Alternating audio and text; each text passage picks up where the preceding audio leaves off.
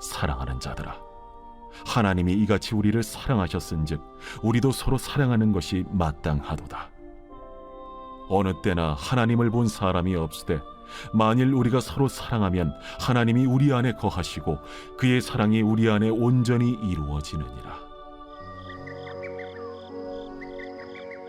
그의 성령을 우리에게 주심으로 우리가 그 안에 거하고 그가 우리 안에 거하시는 줄을 아느니라. 아버지가 아들을 세상의 구주로 보내신 것을 우리가 보았고 또 증언하노니 누구든지 예수를 하나님의 아들이라 시인하면 하나님이 그의 안에 거하시고 그도 하나님 안에 거하느니라. 하나님이 우리를 사랑하시는 사랑을 우리가 알고 믿었노니 하나님은 사랑이시라. 사랑 안에 거하는 자는 하나님 안에 거하고 하나님도 그의 안에 거하시느니라. 이로써 사랑이 우리에게 온전히 이루어진 것은 우리로 심판날에 담대함을 가지게 하려 함이니 주께서 그러하심과 같이 우리도 이 세상에서 그러하니라. 사랑 안에 두려움이 없고 온전한 사랑의 두려움을 내쫓나니 두려움에는 형벌이 있음이라. 두려워하는 자는 사랑 안에서 온전히 이루지 못하였느니라. 우리가 사랑함은 그가 먼저 우리를 사랑하셨습니다.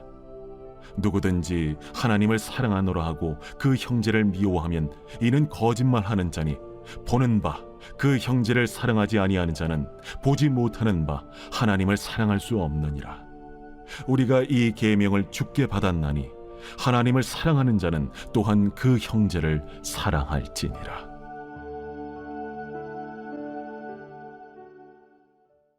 할렐루야. 좋은 아침입니다. 이 아침에 하나님의 은혜와 축복이 여러분 심령 속에 충만하시기를 주의 이름으로 축원합니다. 두 친구가 길을 걷고 있습니다. 근데 갑자기 사자가 나타나 으르렁거리고 곧 달려들 기세입니다. 그때 한 친구가 재빨리 운동화 끈을 졸라맵니다. 옆에서 그 광경을 지켜보고 있던 친구가 말하기를 너 지금 사자보다 빨리 달릴 수 있다고 생각하니? 이렇게 얘기를 하니까 이 친구가 이렇게 얘기합니다. 사자보다 빨리 달릴 필요가 뭐 있니? 너보다 먼저 달리기만 하면 되지. 그렇죠. 사자보다 먼저 달릴 필요 없죠. 친구보다 먼저 달리면 지는 살고 친구는 사자밥이 될 테니까. 참 유머이기는 합니다만은 왠지 듣고 나면 마음이 씁쓸해지는 유머 아닙니까? 참 사랑이 메말라가는 오늘 현 시대에서 우리가 다시 한번 우리의 메마른 심령을 다시 한번 체크하고 정말로 주님의 사랑을 덧입는 그런 시간 되었으면 좋겠습니다. 자, 우리들은 세상에 살면서 마치 이기는 사람들만이 성공할 수 있고 생존할 수 있는 정글의 법칙에 순응해야 잘 될 것 같다라는 생각을 하고 사는 것이 우리 인간이 아닌가 싶습니다.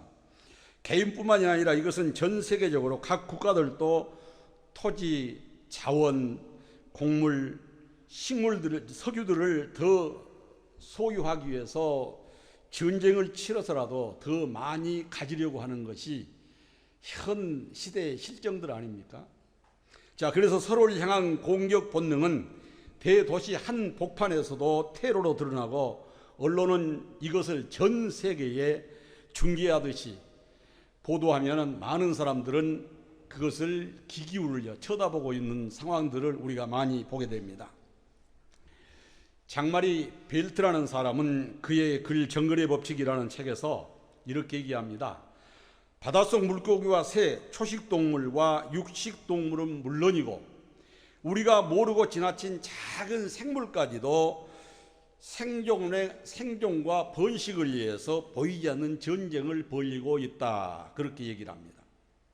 그러니까 동물에게만 공격 본능이 있는 것이 아니라 식물도 공격 본능이 있다는 것입니다.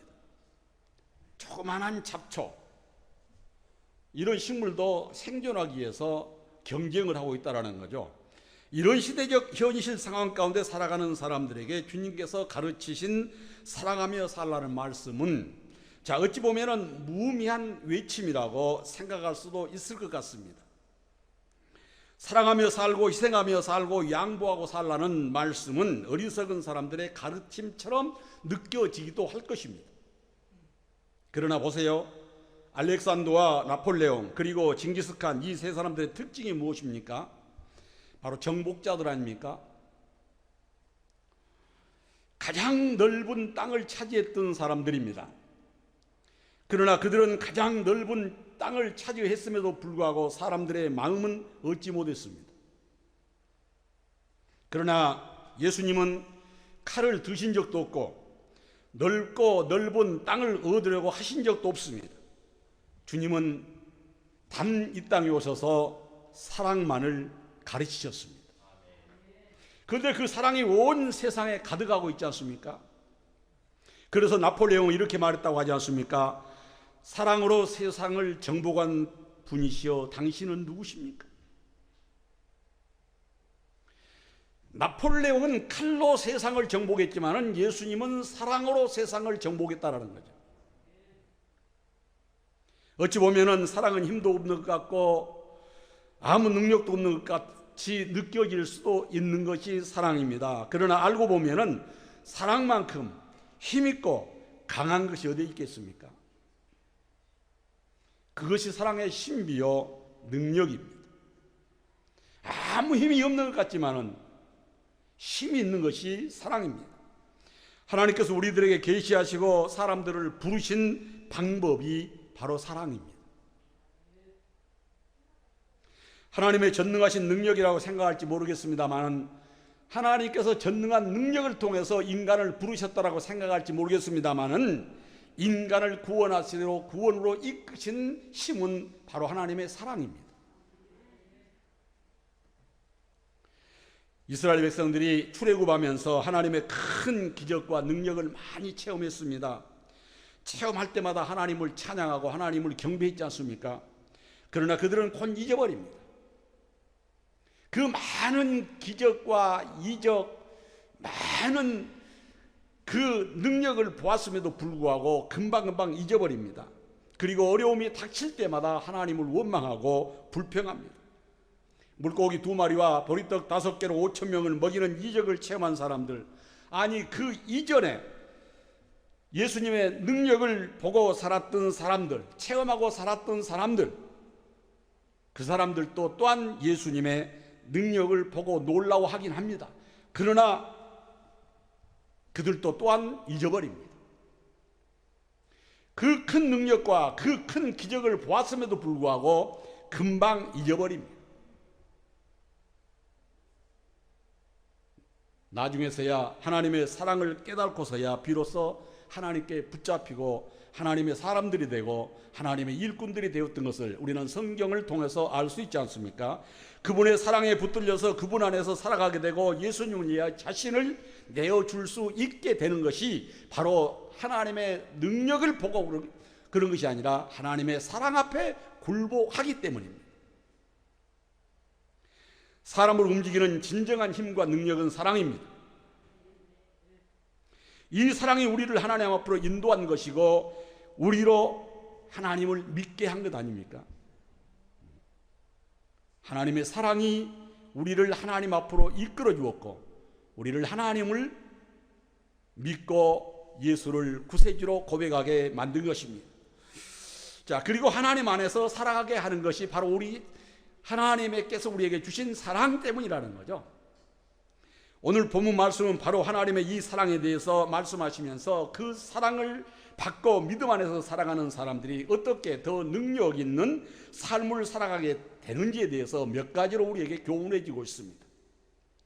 자, 오늘 우리는 이 말씀을 통해서 하나님 안에서 살아가는 삶을 찾고 더 능력 있게 살아가는 삶이 여러분 삶 속에 충만하시기를 축원합니다.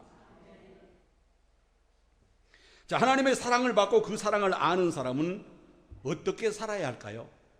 하나님의 사랑을 받고 하나님의 사랑을 느끼는 사람은 이렇게 삽니다. 사랑을 알고 깨달을 때 하나님을 믿게 되고 하나님을 보게 됩니다. 구약시대는 성전에 임재하시는 하나님의 영광을 보았고 예수님이 세상에 계실 때는 예수님을 본 것만으로 충분했습니다. 그런데 지금은 그렇지 못하죠. 자, 지금 하나님의 영광도 예수님도 보이지 않습니다. 자, 그럼 우리가 하나님 볼 방법이 전혀 없을까요? 자, 구약시대는 성전에 하나님의 영광이 가득한 것을 보았습니다. 예수님 시대는 예수님을 봄으로 말미암아 충분했습니다. 그런데 지금은 하나님의 임재의 영광도 볼 수 없고 예수님의 존재도 지금은 우리의 눈으로 볼 수 없는 현실입니다. 그렇다면 진정 하나님을 볼 수 있는 방법은 우리에게 없는 것인가? 있다고 말씀합니다. 자, 그런 우리를 향해서 의문을 갖고 있는, 어떻게 하나님을 볼 수 있는가, 어떻게 예수님을 볼 수 있는가 의문을 갖고 있는 우리들에게 오늘 본문 말씀 12절이 이렇게 말씀합니다. 어느 때나 하나님을 본 사람이 없으되 만일 우리가 서로 사랑하면 하나님이 우리 안에 거하시느니라.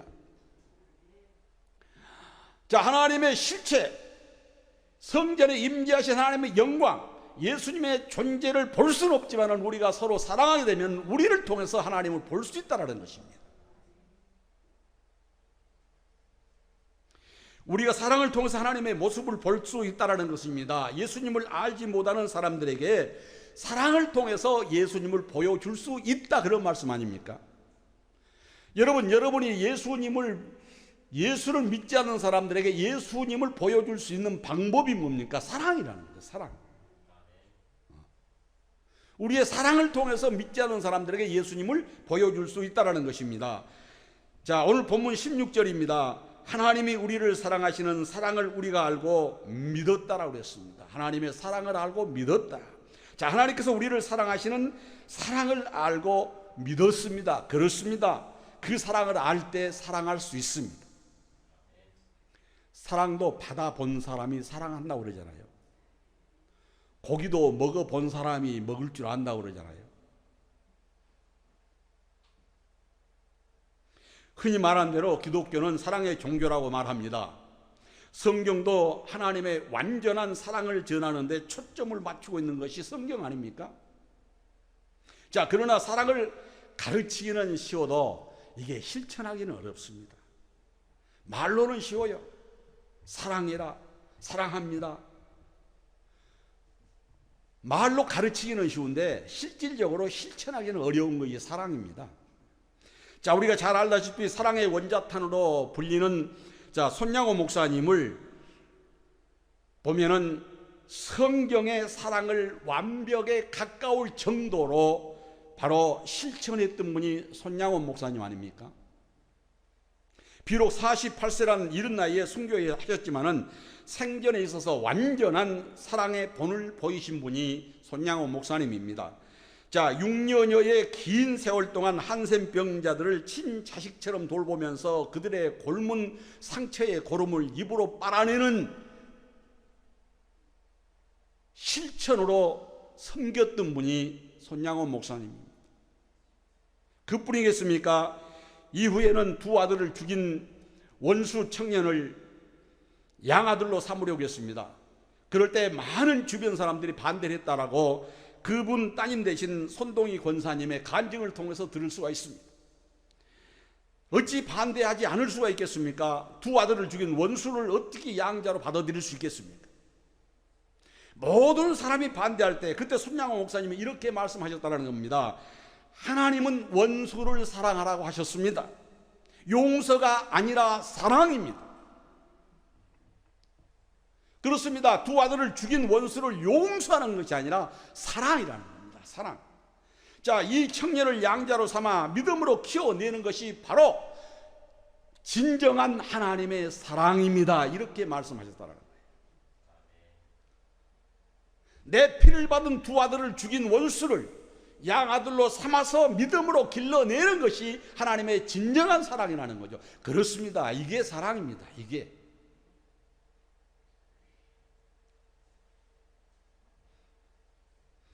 사랑하는 사람이 남녀간에 사랑한 것이 사랑뿐만이 아니라 이게 예수님의 사랑이요 하나님의 사랑입니다. 우리가 이런 신앙의 선배님을 보면서 무엇을 배웁니까? 진정한 하나님의 사랑을 배우지 않습니까? 이것은 글로 가르치는 것이 아니라 몸으로 실천해서 얻어지는 체득된 지식 아닙니까? 우리도 마찬가지입니다. 우리가 사랑하면 우리에게서 하나님의 모습이 보입니다. 그러나 반대로 미워하고 싸우고 분쟁하고 시기하고 질투하면 어떤 모습이 올까요? 마귀의 모습이 보일 수밖에 없죠. 우리가 사랑하면 하나님의 모습, 하나님이 보이고 예수님이 보이지만은 시기하고 질투하고 분쟁하고 다투고 싸우면은 마귀의 모습이 보일 수밖에 없습니다. 자, 사랑은 이것이 바로 신비입니다. 자, 우리가 사랑하면 우리를 통해서 하나님이 보입니다. 하나님을 본 사람은 아무도 없습니다. 어디에도 없어요. 그러나 사랑 안에서는 우리가 하나님의 모습을 볼 수 있습니다. 사랑할 때 하나님을 더 알 수 있습니다. 사랑할 때 하나님을 온전히 믿을 수 있습니다. 그 사랑이 크면 클수록 우리의 믿음 또한 깊어지고 넓어지고 커지게 됩니다. 바로 이것입니다. 더 온전한 믿음, 더 큰 믿음을 갖기 위해서는 사랑해야 됩니다. 믿음은 사랑에서 시작됩니다. 사랑하지 않으면 믿을 수 없죠. 그렇습니다. 사랑할 때 진실을 알게 됩니다. 사랑할 때 마음이 열리고 그 말을 듣게 되죠. 사랑할 때 다른 누구의 말은 듣지 않아도 사랑하는 사람의 말은 듣게 됩니다. 사랑할 때 그 마음을 알게 되죠. 사랑할 때 그 뜻을 알게 됩니다. 사랑할 때 눈빛만 봐도 내면에 어떤 생각을 가지고 있는지 간파가 되잖아요. 부부간에도 서로 사랑하게 되면 깊은 애정에 붙들려 살면 눈빛만 봐도 아, 저 사람이 지금 무슨 생각을 하고 있구나. 100% 안다는 건 거짓말이지만은 대충 60, 70%는 압니다. 짐작이 돼요. 여러분, 사랑할 때 믿을 수 있고 사랑할 때 함께 할 수 있습니다. 그런데 여러분, 우리의 믿음은 어떻습니까? 과연 나의 믿음 속에 생명이 있다고 생각하십니까? 여러분 한번 생각해 보세요. 과연 내 믿음은 그 믿음 속에 생명이 있는가? 자, 생명이 있다면 왜 믿음이 흔들리는 것인가? 자, 왜 하나님 앞에 살면서 이러니 저러니 불평을 하는 것인가? 왜 염려하고 두려워하는 것인가? 나를 위해서 자기를 내어주신 예수님 안에 살아가는데 왜 이런 갈등과 두려움과 공포와 또한 믿음의 흔들림을 가지고 살고 있는가? 그 원인은 사랑의 망각에서 옵니다. 그 사랑을 더 깊이 깨달지 못하기 때문에 그렇습니다. 하나님의 사랑을 깊이 깨닫게 되면 흔들릴 수 없습니다. 흔들리지 않아요. 여러분, 부부가 깊은 사랑을 하게 되면 의심하지 않아요. 비록 남편이 바람을 핀다 할지라도 그걸 의심하지 않습니다.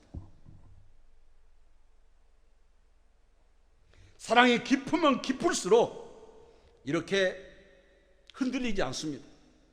염려하지 않습니다. 두려워하지 않습니다. 걱정하지 않습니다. 왜 그럴까요? 그 사랑을 알고 있기 때문에, 그 사랑을 체험하고 살기 때문에 어떠한 삶 가운데서도 우리의 신앙이 회복되고 우리의 삶에 활력이 넘치는 것을 성경을 통해서 우리는 알 수 있습니다. 시편 18편 1절에서 다윗은 이렇게 고백합니다. 나의 힘이신 여호와여, 내가 주를 사랑하나이다. 아멘. 여러분도 다윗처럼 하나님을 이처럼 사랑하시기 바랍니다.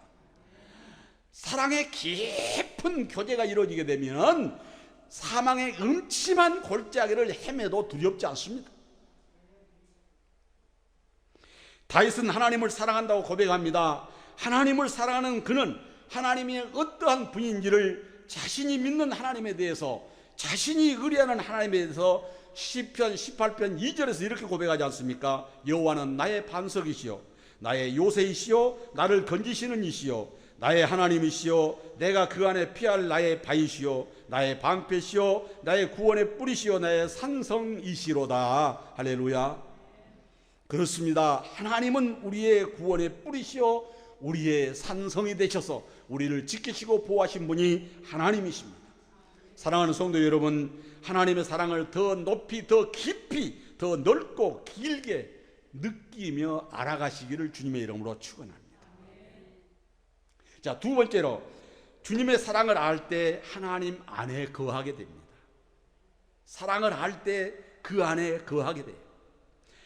자, 오늘 본문 16절입니다. 하나님이 우리를 사랑하시는 사랑을 우리가 알고 믿었노니 하나님은 사랑이시라. 사랑 안에 거하는 자는 하나님 안에 거하고 하나님도 그 안에 거하느니라. 아멘.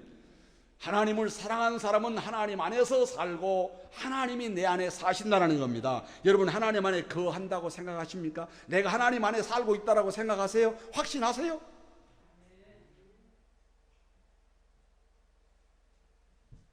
자, 사랑을 알고 그 사랑을 받아들이고 그 사랑 안에서 살아가는 사람은 하나님 안에 거하는 사람입니다. 자, 거한다는 말이 무슨 말입니까?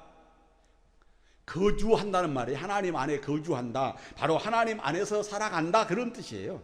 하나님 안에서 살아간다. 자, 여러분 보세요. 사랑하지 않으면 함께 할 수 없습니다. 사랑의 관계가 아니면 함께 머물 수 없죠. 한 공간에 있지 않잖아요. 그러니까 부부간에 분방하고 부부간에 떨어져 살고, 왜 그렇습니까? 사랑이 식었던 거예요. 사랑이 식으니까 그렇죠. 성경은 뭐라고 말씀합니까? 분방하는 것에 대해서 성경은 뭐라고 말씀해요? 기도하는 동안만 서로 합의해서 분방은 가능하나 하지 말라고 그러잖아요. 그런데 결국 사랑이 식어버리게 되면은 분방하게 되고, 분방하게 되면은 하다 보면 관계가 멀어진 것을 우리는 볼 수가 있게 되죠. 자, 사랑하는 관계가 아니면 함께 머물 수 없습니다. 한 공간에 살 수도 없습니다.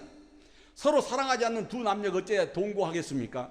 서로 사랑하니까 한 공간에서 동거 생활을 시작하잖아요. 사랑하는 사람이 외부적인 거 따진 사람 봤어요? 진정으로 사랑한 사람은 내가 아무 가지고 없어도 단칸방에서부터 시작한 사람이 많아요. 자, 사랑이 모든 걸 초월한 걸, 이런 사람들을 두고 말씀하는 것 아니겠어요? 자, 우리가 하나님의 사랑을 알고 하나님을 사랑하기 때문에 하나님 안에 거할 수 있는 것입니다. 하나님과 연관된 삶을 살 수 있는 거죠. 하나님을 사랑하기 때문에 하나님과 연합된 삶을 살 수 있습니다. 왜? 하나님을 사랑하기 때문에. 하나님을 사랑하지 않는데 어찌 연합된 삶을 살 수 있겠습니까? 사랑하기 때문에 연합된 삶을 살 수가 있습니다. 오늘 우리에게 필요한 것이 바로 이 사랑입니다. 하나님의 사랑.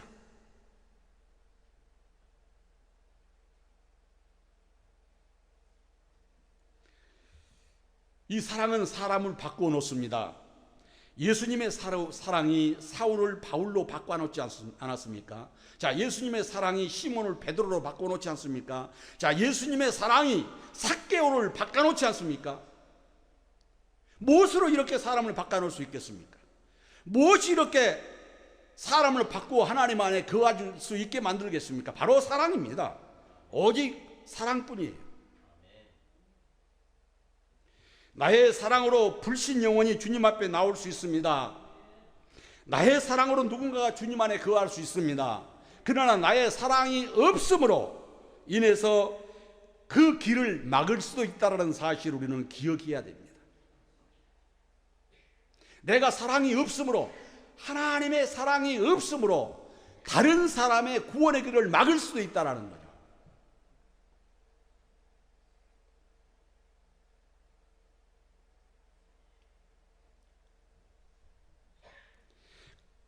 자, 우리는 사람을 볼 때 자꾸 구분하고 정죄합니다. 구분을 해요. 구분을 하고 정죄합니다. 자, 이것이 본능적인 일이라고 생각들을 합니다. 자, 그러나 사랑을 가지고 보면 이런 것이 사라집니다. 자, 사랑이 빠지면은 이렇게 자꾸 구분하고 정죄하고 단죄합니다. 그러나 사랑으로 보면은 이런 모든 것이 허물어집니다. 자, 베드로전서 4장 8절을 이렇게 말씀합니다. 무엇보다도 뜨겁게 서로 사랑할지니 사랑은 허다한 죄를 덮느니라. 자, 사랑은 죄도 덮습니다. 다 용서가 됩니다. 사랑하면 용서가 돼요. 사랑하지 않기 때문에 용서가 안 됩니다. 직장 생활하면서 사회생활 한 사람이 자, 직장에서 여자 동료하고 술 한잔 같이 먹을 수도 있겠죠. 그런데 사랑이 충만할 때는 그것도 이해가 됩니다. 그런데 사랑이 식으면은 그것이 발달이 되어서 이혼까지 가는 사건들이 얼마나 많이 일어납니까? 자, 무엇보다도 뜨겁게 서로 사랑할지 사랑은 허다한 죄를 덮는다고 그랬습니다. 그렇습니다. 사랑은 죄도 덮어집니다. 다 용서됩니다. 그래서 사람을 하나님 안에 거하게 만듭니다. 이게 사랑입니다. 나 자신도 마찬가지입니다. 하나님을 사랑하면 하나님 안에 거하게 됩니다. 세상으로 가지 않습니다. 자, 세상 사람처럼 살지 않아요. 내가 하나님을 뜨겁게 사랑하면 세상 사람처럼 살지 않습니다. 구별된 삶 삽니다. 구별된 것이 성도 아닙니까? 그런데 우리가 세상을 자꾸 따라하는 것은 하나님을 사랑하는 사랑이 부족하기 때문입니다. 자꾸 신앙생활 하면서 세상 사람들 삶 방법으로 쫓아가게 되면 이것은 하나님의 사랑이 식었다라는 얘기고 결렬했다라는 얘기입니다. 자, 우리 주님은 우리를 위해서 생명까지 주셨습니다. 하나님은 우리를 지금도 이렇게 사랑하신 분이 하나님입니다. 이 하나님의 사랑으로 충만하시기를 주님의 이름으로 축원합니다. 자, 세 번째로 사랑은 두려움을 이기고 승리하게 만든 것이 사랑입니다. 사람에게 가장 큰 적이 무엇일까요? 여러분 각자에게 각각 적이 있을 겁니다. 자, 여러분 가장 가까이 있는 적은 뭐라고 생각합니까? 저는 그렇게 생각합니다. 염려, 두려움, 근심, 걱정. 이게 아닐까요? 자, 보이는 적보다도 보이지 않는 적. 자, 두려움과 염려, 근심, 걱정. 자, 이런 것이 가장 신앙생활의 적이요, 내 삶의 적일 것입니다.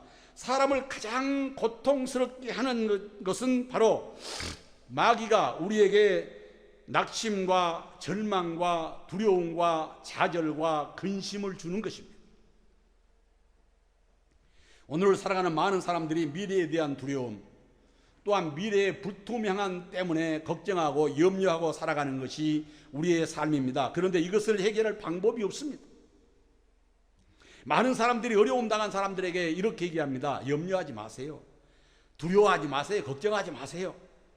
자, 이렇게 얘기할 뿐입니다. 자, 그렇다고 해서 자, 염려하지 마세요 한다고 해서 그 염려가 없어질까요? 두려워하지 마세요 그런다고 해서 그 두려움이 없어질까요? 여전히 염려와 두려움은 사라지지 않는 것입니다. 자, 그러다 보니 사람들이 사는 낙이 없다고 그렇습니다. 왜? 마음에 평안이 없기 때문에. 왜? 사랑이 빠졌기 때문에. 사랑이 충만하면은 생활의 어려움도 극복해 나갑니다. 그런데 사랑이 식어버리면은 원만한 삶 가운데서도 분쟁이 일어나게 되고 다툼이 일어나게 되고 시비가 일어나게 되고 싸움이 일어난 것을 우리가 생활에 오면서 많이 느꼈던 바 아닙니까? 생활이 여유로우면 마음이 더 넓어져요. 생활이 궁색해지면 또 마음이 좁아집니다. 여러분, 마음이 넓어지면 세계까지 포용할 수 있지만 마음이 좁아지면 바늘기보다 더 좁아진 것이 마음이라고 하잖아요.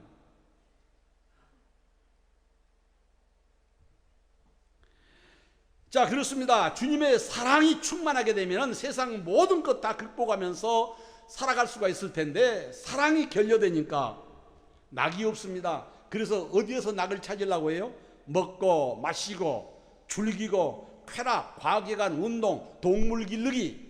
자, 이런 데서 만족을 찾으려고 예를 쓰고 있는 걸 보죠. 참 안타까운 일이죠.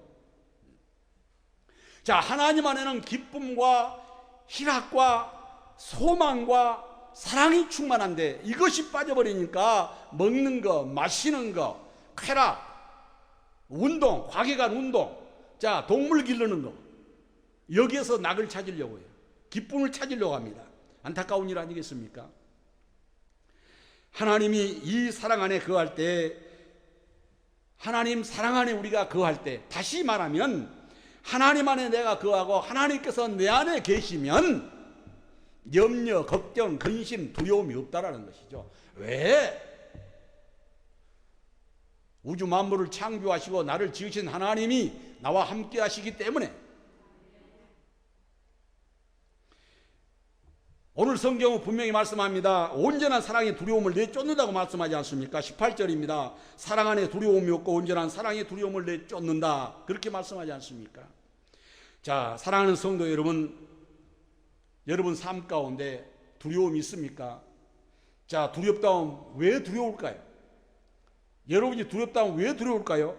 자, 심리학자 메닝거 박사는 두려워하는 이유에 대해서 이렇게 얘기합니다. 왜 우리가 두려워하는가? 그 중요한 이유는 우리가 너무 자신에게 몰두하기 때문이다 그랬습니다. 자신에게 너무 몰두하기 때문에 두렵다는 거예요. 그렇습니다. 자기 자신에 너무 몰두하기 때문에 두렵고 불안한 것이죠. 자기 자신에게 집중하기 때문에 그렇다는 겁니다. 나에게만 집중하기 때문에. 자, 그러나 참으로 하나님을 사랑하고 하나님께서 내게 맡기신 일을 사랑하고 하나님께서 나에게 맡긴 사람을 사랑하고, 자, 하나님께서 나에게 맡긴 일을 사랑하고 하나님께서 나에게 맡긴 사람을 사랑하는 것. 여러분, 하나님께서 나에게 맡긴 사람이 누굽니까? 남편이요, 아내요, 자식이요, 이웃이요, 성도 아닙니까?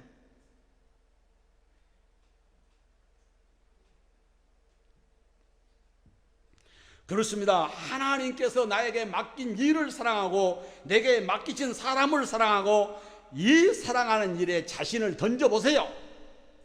자신을 내몰두시켜 보세요. 두려움 없습니다. 염려 없어요. 그런데 자기 자신에 너무 몰두하기 때문에 두려운 거예요. 근심되는 거, 염려되는 겁니다. 자, 두렵고 염려 있으신 분, 하나님이 맡긴 일에 사랑하시고 하나님이 맡긴 사람을 사랑하십시오. 그러면 여기서 해방될 수 있습니다. 사랑하는 성도 여러분, 사랑하는 것이야말로 우리의 인생을 가장 아름답게 만들 수 있는 것입니다. 자, 그 무엇으로도 아름답게 만들 수 없지만은 이 사랑으로 가능한 것입니다. 누구를 사랑해 보십시오. 누구에게 사랑받고 있다고 생각해 보십시오. 자, 그러면 두려움이 사라지게 됩니다. 사랑하지 않으니까 낙이 없어요. 즐거움이 없어요. 기쁨이 없습니다. 사랑받고 있지 않다는 생각 때문에 죽고 싶은 거예요. 사랑받고 있다라고 생각한 사람은 죽고 싶은 마음이 없어요.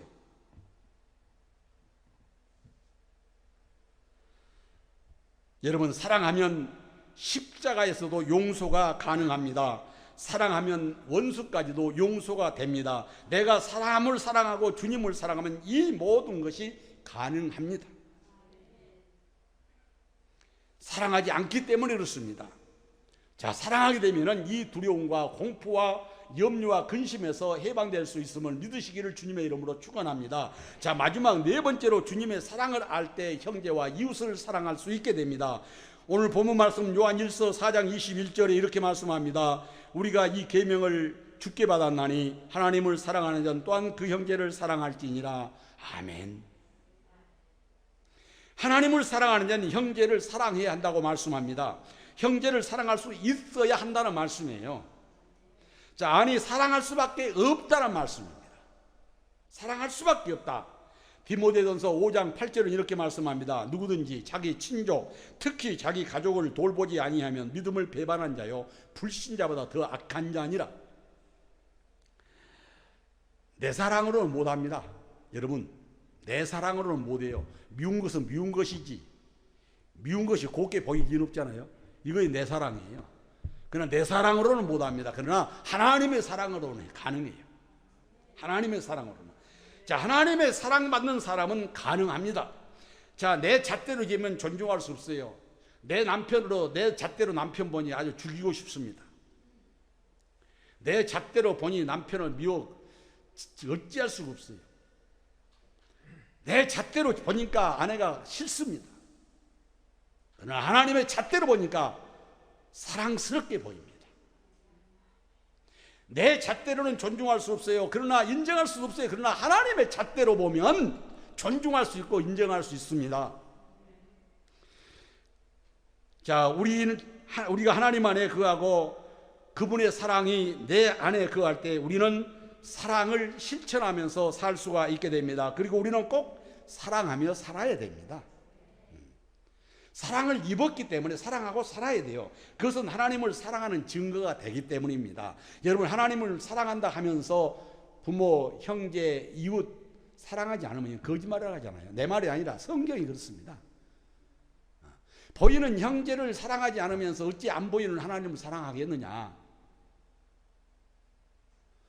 오늘 다시 한번 점검해 보시기 바랍니다. 내가 내 이웃에 나에게 맡긴 사람을 얼마만큼 사랑하고 있는가. 정말로 나에게 맡긴 사람을 사랑하지 않고 하나님을 내가 사랑한다, 이건 사기친 거예요. 성경이 말씀하는 거예요. 내 말이 아닙니다. 하나님께서 맡기신 맡겨주신 사람을 사랑하는 것이 바로 하나님의 사랑으로 가능하다는 거예요. 존중할 수 없는 사람도 존중할 수 있게 만든 것이 하나님의 사랑입니다. 내 잣대로는 안 돼요. 하나님의 잣대로 보세요. 하나님의 잣대로 재세요.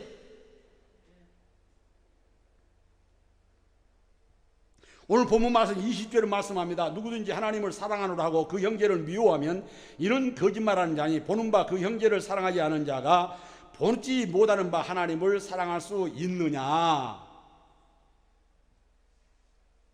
이건 거짓말하는 거죠. 자, 여러분도 혹시 이 영화를 봤는지 모르겠습니다. 그대를 사랑합니다. 이런 영화가 있습니다. 이 영화에 보면은 이남 일녀를 둔 송재호 씨와 김수미 씨가 짝을 이루어 가정을 이룬 그 영화입니다. 자, 둘째 아들이 군에서 휴가 나와가지고 온 가족이 가족 사진을 찍으면서 둘째 아들이 이렇게 얘기해요.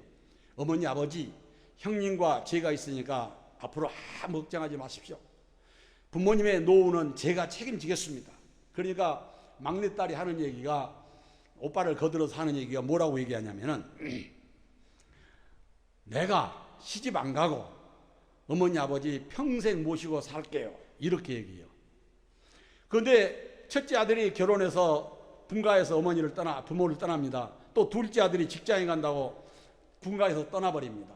셋째 딸은 결혼 안 한다 하더니 어머니 몸이 불편해서 불구하고 급하게 서둘러서 시집을 가서 남편 따라 가버립니다.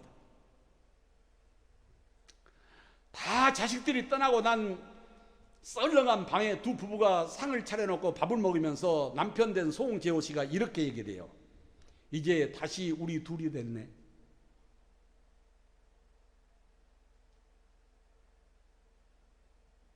다 자식들 출가시켜 둘이 산 사람들 실감된 얘기 아닙니까? 이제 우리 다시 둘이 됐네.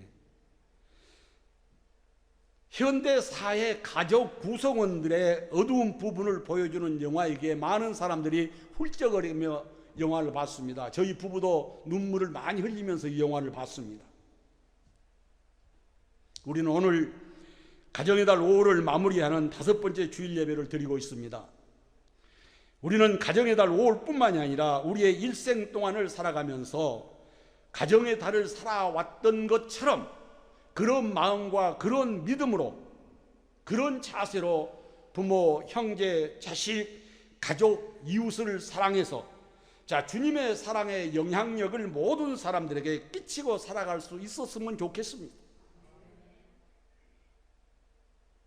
사랑하는 성도 여러분, 우리는 사랑에 대해서 많이 말을 합니다. 또 사랑에 대해서 많이 말을 듣습니다. 그러나 사랑의 능력을 생각하지 못하고 살아가고 있습니다. 또한 사랑의 힘이 엄청나게 크다는 사실 또한 느끼지 못하고 살아가고 있습니다. 사랑의 힘만큼 강한 것이 없습니다. 오늘 주신 본문 말씀을 우리는 마음에 새기면서 다시 한번 주님의 사랑을 흠뻑 받아서 여태까지 내 잣대로 재고 내 잣대로 생각했던 이 편협된 내 마음을 주님의 마음으로 가득 채워서 주님의 잣대로 재고 주님의 잣대로 보아서 사랑할 수 없는 사랑까지도 포용하고 사랑할 수 있는 저와 여러분 될 수 있기를 주님의 이름으로 축원합니다. 오늘 말씀을 생각하면서 잠시 기도합니다. 첫째로 하나님을 알고 깨달아 그 사랑을 실천하면서 살 수 있도록 하나님께서 큰 믿음 주시기를 기도하시고, 자, 두 번째로 주님의 사랑을 알고 주님 안에 거하고 주님께서 우리 안에 살아가는 그 삶을 통해서 모든 사람들에게 그 사랑을 보여줄 수 있는 수준 높은 믿음의 사람이 될 수 있도록 기도하시고, 자, 사랑을 통해서 두려움을 극복하고 세상에서 모든 사람들에게 예수 그리스도의 향기를 드릴 수 있도록 기도하고, 자, 마지막 네 번째로 주님의 사랑으로 형제, 부모, 자녀, 이웃을 사랑할 수 있는 큰 믿음의 사람들이 될 수 있도록 잠시 기도하겠습니다. 살아계신 하나님 아버지 감사합니다. 오늘 아버지 하나님 5월 가정의 달을 마무리하면서 하나님께서 주신 사랑의 말씀을 받았사오니 하나님이 우리의 메마른 심령 속에 주님의 사랑을 듬뿍 부어주셔서 하나님의 원수까지도 포용하며 사랑하여 주님의 사랑을 온 누리에 전하며 많은 사람들이 하나님의 살아계심과 주 예수께서 이 세상에 존재하심을 다시 한번 만인에게 드러내는 삶을 살아가기에 부족함이 없도록 하나님께서 역사하여 주시옵소서. 그리하여 아버지 하나님 메마른 세상 속에 예수의 사랑이 충만하여 모든 사람들로 하여금 더불어 살아가는 삶이 있어질 수 있도록 하나님께서 역사하여 주시옵소서. 하나님의 사랑이 식었던 우리의 마음속에 다시 한번 주님의 사랑이 불렸던 일어날 수 있도록 하나님 축복하여 주시옵소서. 살아계신 하나님 감사합니다. 인정이 메말라가고 사랑이 결여돼가는 세상 속에 살아가는 저희들에게 다시 한번 사랑의 말씀을 주셨사오니 하나님의 이 말씀이 우리의 심령 속에 30배, 60배, 100배의 결실로 맺어서 우리의 삶에 적용이 되어질 수 있도록 인도하여 주시옵소서. 그래서 아버지 하나님 여태까지 원수같이 여겨졌던 사람들이 이제는 사랑의 대상으로 여겨지게 하시고 내 잣대로만 쟀던 모든 기준이 무너지게 하시고 하나님의 말씀의 잣대로 잼으로 말미암아 포용하며 사랑하며 수용할 수 있도록 은혜를 베풀어 주시옵소서. 예수님의 거룩하신 이름으로 감사하며 기도드리옵나이다. 아멘.